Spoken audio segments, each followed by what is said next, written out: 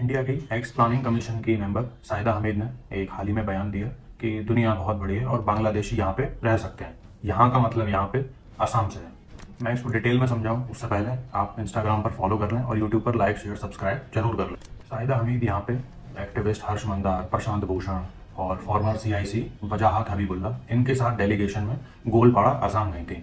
अब आप इनके नाम सुनकर समझ ही गए होंगे कि वहाँ क्या करने गए होंगे, क्योंकि हाल ही में वहाँ से असम की सरकार ने जो इलीगल इमिग्रेंट्स थे उनको उस जगह से एविक्ट किया था, यानी कि हटाया था।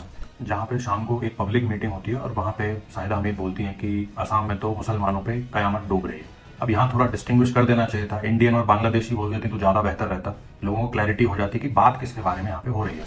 और आगे फिर वो एक ह्यूमनिज्म की बढ़िया थ्योरी बताती हैं कि बांग्लादेशी होना कोई क्राइम नहीं है, दुनिया बहुत बड़ी है, बांग्लादेशी यहाँ भी रह सकते हैं वगैरह वगैरह, और उनके होने से किसी के भी राइट्स को यहाँ इंडिया में कोई खतरा नहीं है। तो मुझे ताज्जुब हो रहा है ये सोच के कि अगर इलीगल इमिग्रेशन करवाना ही था तो बांग्लादेश में बनाया ही क्यों, क्योंकि इंडिया का सपोर्ट नहीं होता तो बांग्लादेश तो एंटिटी बनती ही नहीं, मिल के रह लेते आराम से। अब तुमको असम में रहना है कि तुमको ढाका में रहना है, कोई कलेश ही नहीं बचता, क्योंकि आर्टिकल 19 ये सुविधा देता है कि पूरे देश में कहीं भी घूमते फिर। अब वहाँ पे किसी पत्रकार ने ये सवाल पूछा है नहीं पूछा पता नहीं मुझे, लेकिन मैं एक दो सवाल पूछना चाहता हूँ कि अगर भाई इतनी आसानी से आना जाना करना ही है, यहीं रहना ही है, तो फिर ये पासपोर्ट का, वीज़ा लगवाने का, ये सिस्टम की तो कोई जरूरत बची नहीं। तो यहाँ पे एक इल इंटेंशन हमें साफ समझ जाना चाहिए।